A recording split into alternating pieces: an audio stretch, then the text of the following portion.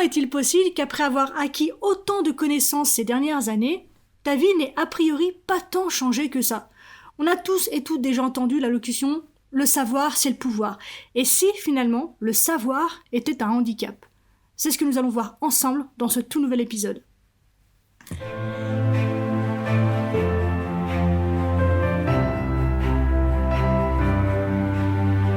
Bienvenue dans Bien avec soi, le podcast créé pour te permettre de faire la lumière sur tes zones d'ombre et donc de connaître, accepter et embrasser qui tu es dans ton entièreté. Ce voyage en toi que je te propose est la promesse de vivre une plénitude émotionnelle ineffable et la liberté absolue d'être qui tu es. Pour cela, je te parle de développement personnel, de coaching, de philosophie, de spiritualité, de résilience, de mindset et aussi de mes apprentissages. Je suis Marie Perron, coach spécialisée dans le shadow work. Je suis absolument ravie de partager cette aventure avec toi.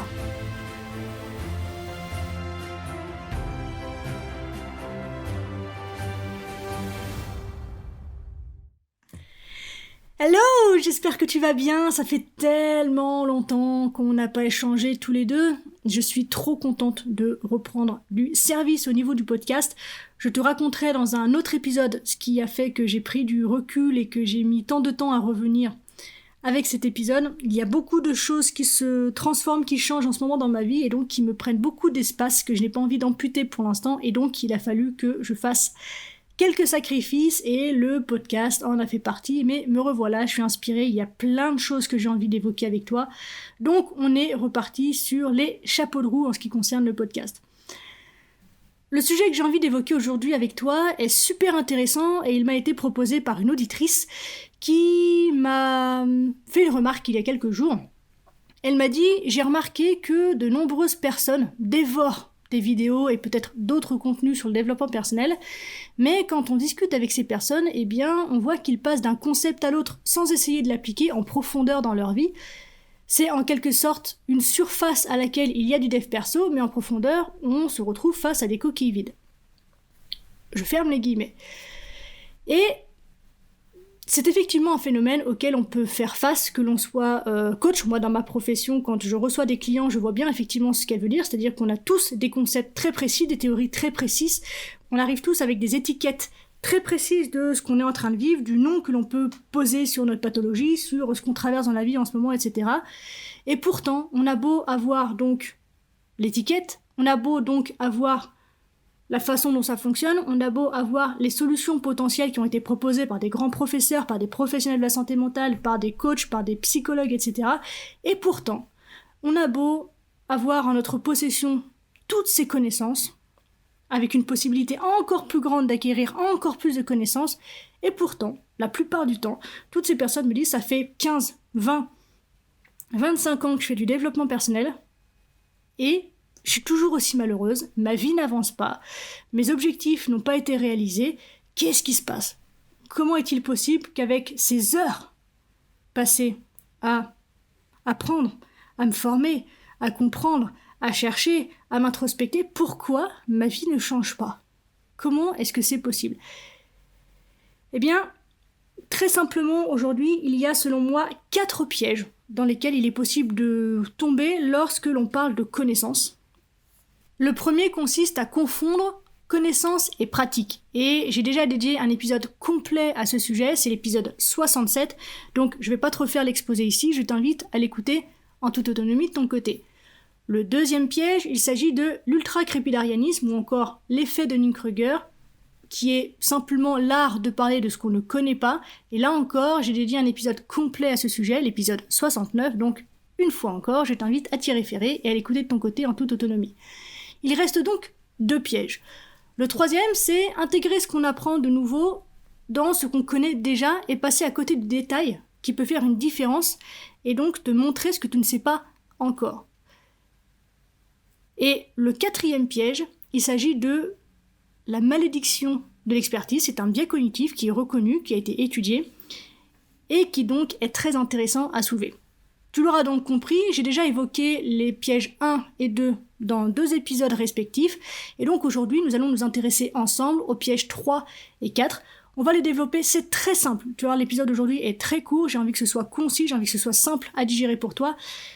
Et une chose à laquelle j'ai envie de t'inviter, c'est, encore une fois, comme d'habitude, à un petit peu de recul, un petit peu d'honnêteté, et tu vas te rendre compte que ces 4 pièges, dans ta soif de connaissance, tu es tombé déjà dedans au moins une fois, et plus on a envie d'apprendre, plus de recevoir de la connaissance, d'intégrer de la connaissance, plus on est confronté à ces pièges, et même quand on en a conscience, même quand on a la connaissance justement de l'existence de ces biais cognitifs et de ces pièges, il nous est encore possible, par notre humanité un peu fébrile, un peu perfectible, de retomber dedans. Donc je t'invite à mettre de la conscience sur ces sujets-là et à te rendre compte des endroits, des contextes dans lesquels justement, peut-être en ce moment même, tu es dans l'un de ces pièges. Si c'est ok pour toi, eh bien je te propose qu'on commence avec le 3e piège, donc le biais de connaissance. Le biais de connaissance, c'est un jeu auquel joue notre cerveau qui est plutôt pernicieux puisqu'il consiste à identifier dans ce que l'on reçoit de nouveau ce qui colle à ce qu'on connaît déjà. Et donc, toutes les nouveautés vont être rangées dans les cases de ce qu'on connaît déjà. Et donc, toutes les nouveautés vont passer à la trappe puisqu'elles vont être filtrées par le biais de ce que l'on connaît déjà. Elles vont être rangées dans les dossiers de « ça, je sais déjà ».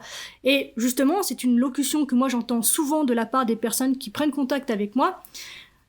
Quand je transmets une connaissance ou lorsque je parle comme ça dans un podcast, je peux avoir des messages, je peux avoir des clients, je peux avoir des étudiants qui me disent « Ah mais oui, mais ça je connais. Ça c'est de la PNL. Ça, ce que tu me dis là, c'est de la CNV. Ah mais ça c'est de l'hypnose ericksonienne. » Et donc, tu vois, je vais leur donner un petit détail, une petite solution comme ça. Et effectivement, le contenu que je peux proposer, il a été construit à partir de moult autres contenus que j'ai pu consommer de mon côté, mais la façon dont je l'amène, la façon dont je l'ai expérimenté dans ma vie, fait que la manière dont je te l'amène, justement, est différente. Et donc, en insistant pour dire « mais ça je connais déjà, mais ça je l'ai déjà fait, mais ça c'est de la PNL, mais ça c'est de la CNV », et donc de le catégoriser dans quelque chose que tu connais déjà, t'empêche de recevoir peut-être le petit pourcentage différent qui pourrait faire justement toute la différence dans ta vie, dans ta compréhension de la problématique qui te fait accueillir cette nouvelle connaissance. Donc, quand en fait quelqu'un me dit « ah mais oui, ça je connais, mais ça je l'ai déjà fait », ce que cette personne me dit en fait, c'est qu'elle a fait la version de ce que je lui présente, mais sans les détails. Et pourtant, justement, ce sont les détails qui vont changer complètement son expérience de cette connaissance. Donc, vraiment ici, à travers ce biais de connaissance, ce que je t'invite à faire, c'est à mettre de la conscience là-dessus et à avoir donc à l'esprit que paradoxalement, plus tu as de connaissances, moins tu absorbes d'informations parce que tu vas prendre cette information pour la glisser dans la case de ce que tu penses déjà savoir. Et là, comme d'habitude, c'est comme ça qu'on fonctionne, hein. Il n'y a vraiment pas à s'en vouloir, c'est humain, le cerveau crée des raccourcis pour éviter le moindre effort, donc c'est normal. Mais de l'avoir en conscience, tu vas pouvoir te rendre compte qu'il y a plein d'endroits. Mais je le fais aussi, hein. Il y a plein d'endroits où ma première réaction c'est « ah mais ça je connais ». Mais là ce qu'il est en train de me présenter c'est de la PNL. Mais là ce qu'il est en train de me présenter c'est du coaching. Mais là ce qu'il est en train de me présenter c'est de l'EMDR. Que sais-je. Et pourtant, tant que je reste en fait dans cette première impression-là, eh bien je passe à côté du petit degré supplémentaire qu'il me propose pour changer ma vie, ma compréhension, les actions que je place, etc. Donc, ici, c'est une invitation à te focaliser sur ce que tu n'as jamais entendu, sur ce que tu apprends vraiment de nouveau. Et si le concept global te parle et que, certes oui, tu le connais peut-être déjà, eh bien écoute peut-être la forme, la musicalité, la structure, le vocabulaire pour en parler. Développe en fait cette humilité du détail que non, tu ne connais pas, mais qui peut faire toute la différence. Et donc, comme je te l'ai dit ici, il s'agit d'un biais cognitif qui s'appelle The Knowledge Trap, donc le piège de la connaissance, qui désigne très bien, en fait, ce qu'il exprime, c'est que plus on a de connaissances, donc moins on apprend. Plus on a de connaissances, plus on range ce qu'on entend dans les cases qu'on a déjà. Or, le concept même de l'apprentissage, c'est de créer de nouvelles cases. Donc, le meilleur moyen d'apprendre, c'est pas d'aller chercher ce que tu sais déjà dans ce que tu entends, mais d'aller chercher ce que tu ne sais pas dans ce que tu entends. Et encore une fois, je pense qu'on a toutes et tous au moins un domaine dans lequel on se dit que c'est un réel exercice de trouver ce qu'on ne connaît pas, parce que 95% de ce qu'on peut lire et trouver sur le sujet, eh ben, on peut facilement se dire qu'on le sait. Moi, par exemple, avec tout ce que j'ai pu lire sur la psychologie, le comportement humain, il y a plein de choses quand j'ouvre un livre que je sais déjà, a priori. Mais c'est mon ego qui parle dans ces moments-là. Donc, je remercie de mettre en avant le fait que j'ai déjà des connaissances et je le mets de côté pour aller chercher ce que je ne connais pas ou ce que je ne fais pas ou ce que je pourrais faire différemment. Et je t'invite vraiment à adopter cette posture lorsque tu ouvres un nouveau livre, lorsque tu écoutes une nouvelle formation, lorsque tu reçois de nouvelles informations. Et donc, ici, je t'invite vraiment à retrouver cet esprit un peu de l'enfant curieux qui décortique, qui dissèque, qui découvre et à apprendre non pas en te disant comment je remets cette information dans les cases de ce que je connais déjà, mais en te demandant comment est-ce que tu peux l'apprendre comme si tu ne connaissais rien. Donc ça, c'était pour le 3e piège, le biais de connaissance, et je te propose maintenant de passer au 4e et dernier piège, tu vas voir qui est très intéressant aussi. Il s'agit donc de la malédiction de l'expertise. Et une très belle façon de l'illustrer pour toi, ce serait que tu ailles regarder le sketch de Alexandre Astier sur la physique quantique. Alors il commence à dater un petit peu, je crois que ça fait 11 ans, ça pique. Dans lequel en fait, Alexandre Astier joue le rôle d'un physicien qui donne une conférence à des novices, mais il caricature en fait cet aspect de l'expert qui part du principe que son public a les mêmes bases que lui. Donc je trouve ce sketch très drôle, je sais pas si tu l'as déjà vu, mais je trouve qu'en fait il met vraiment ça en avant, cette évidence pour l'expert qui est un flou total pour le public et qui donc creuse un sillon énorme entre l'expert et son public, puisque en fait dès le premier son prononcé, émis par l'expert, le public est paumé en fait. Et c'est ça, la malédiction de l'expertise. Alors c'est vrai que dit comme ça, on se dit on aimerait bien en fait être touché par cette malédiction. Et en réalité, il s'agit une fois encore d'un biais cognitif qui est très répandu dans le domaine de la formation ou de la transmission de savoir. Et je te propose une autre illustration, tiens, allons faire un tour du côté de tes souvenirs. Tu as sûrement déjà suivi le cours d'un professeur érudit, expert dans son domaine, et dès qu'il ouvrait la bouche, il avait l'air de parler un langage obscur et inaccessible, son jargon était totalement incompréhensible pour toi, les liens prétendument logiques loin d'être évidents, etc. Peut-être même que, cerise sur le gâteau, tu hochais la tête en le regardant, que ce soit par réflexe ou par politesse ou pour garder la face, mais tu t'es retrouvé dans ce piège où tu dis oui, tu dis oui, tu dis oui, et en fait t'es paumé du début à la fin, et quand tu sors de ton cours, tu n'as rien appris. Ou en tout cas, c'est le sentiment que tu as. En gros, donc, ce biais cognitif met en évidence que derrière de très bons experts se cachent parfois, même souvent, de très mauvais pédagogues. Et pour être tout à fait sincère avec toi, c'est un retour qu'on m'a souvent fait, que le vocabulaire que je peux utiliser notamment dans ces podcasts est souvent compliqué, que tout le monde ne l'a pas forcément, et que du coup, j'expose des problématiques complexes à travers du vocabulaire complexe, à travers une systémique complexe, et qu'il y a des fois, on a du mal à me suivre. Et donc, j'essaye, tant bien que mal, de réduire ça, parce que c'est pas si simple, figurez-vous. Donc, n'hésite pas à me dire, tiens, à me faire un retour là-dessus, si tu trouves que mon vocabulaire ou ma façon de présenter les choses est trop complexe, et je verrai, en fait, si je peux le simplifier encore pour toi. Et si ça ne te gêne pas et que tu aimes ça, eh bien, n'hésite pas à me le dire aussi. C'est toujours une façon d'encourager le processus créatif de la personne qui passe du temps comme ça pour toi, à créer du contenu, à faire des recherches, à prendre le temps de t'exposer des informations pour que tu puisses les mettre en application dans ton existence. Donc si tu as envie de me soutenir, eh bien réponds simplement à cette question en commentaire en me disant si tu trouves que mon discours est abscon ou si c'est très clair pour toi et que du coup je peux continuer sur la voie que j'ai commencé d'emprunter. Bref, donc en fait, dès lors que du vocabulaire du type c'est l'évidence même, tout le monde sait ça, est utilisé, eh bien il est fort probable que la malédiction soit en action. La difficulté qu'elle expose est que on a du mal à se souvenir ce que c'est de ne pas avoir ce que nous savons, et donc on risque une forme de rétention d'informations sous prétexte qu'elles sont évidentes et que donc nécessairement tout le monde les connaît. Et ce qui découle de ça, c'est qu'on a du mal à vulgariser ces connaissances Et plus douloureux encore, on risque d'être impatient si nos interlocuteurs ne comprennent pas ou pas assez vite. Ça, c'est ce qu'on peut tous expérimenter avec papy-mamie lorsqu'ils nous demandent de leur expliquer un truc sur l'ordinateur ou sur leur téléphone et qu'ils ne comprennent rien alors que c'est écrit. Pour nous, c'est l'évidence même. Pour papy-mamie, c'est un vocabulaire, c'est un univers qui n'existait pas il y a encore quelques années, dans lesquels ils sont perdus, ils ne comprennent rien, mais nous, l'évidence, confrontés en fait à leur ignorance et à leurs difficultés, ça nous fout en boule et je pense qu'on a tous déjà expérimenté ça. Et donc, c'est ça, la malédiction de l'expertise. Et du coup, du côté de la personne qui reçoit l'information, comme papy-mamie, face à une telle performance, elle risque de décrocher, de se désintéresser du sujet, ou même encore, et là c'est vraiment pas cool, de perdre confiance en elle. Tout ça pour dire que la familiarité qu'on peut avoir avec un domaine n'est pas toujours un avantage, parce que souvent, en tant qu'expert, on submerge sans le savoir les personnes à qui nous voulons transmettre ce savoir, et nos connaissances deviennent un obstacle à la communication de ce qui intéresse nos interlocuteurs dans un langage qu'ils connaissent. Donc, la malédiction du savoir, c'est un biais cognitif par lequel on a du mal à expliquer quelque chose parce qu'on ne peut pas s'identifier à ceux qui ont moins de connaissances.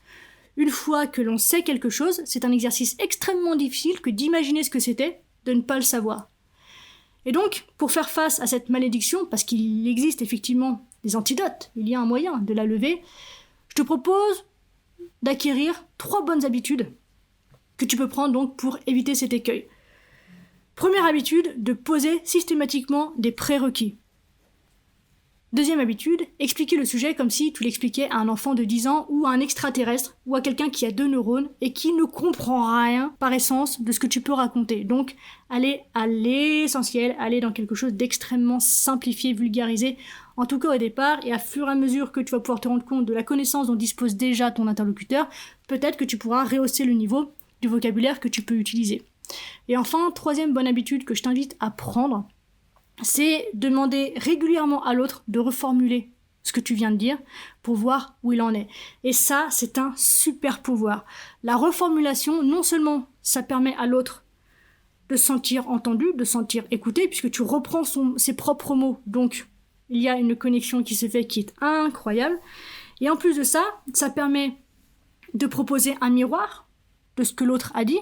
Donc en fait, si je t'explique quelque chose, que je t'écoute me le réexpliquer avec mes mots, je peux me rendre compte peut-être des erreurs, des subtilités que je peux apporter qui sont encore différentes ou des difficultés dans lesquelles tu peux te trouver dans ce retour. Et donc, je peux adapter mon discours en fonction de cette reformulation que tu me proposes.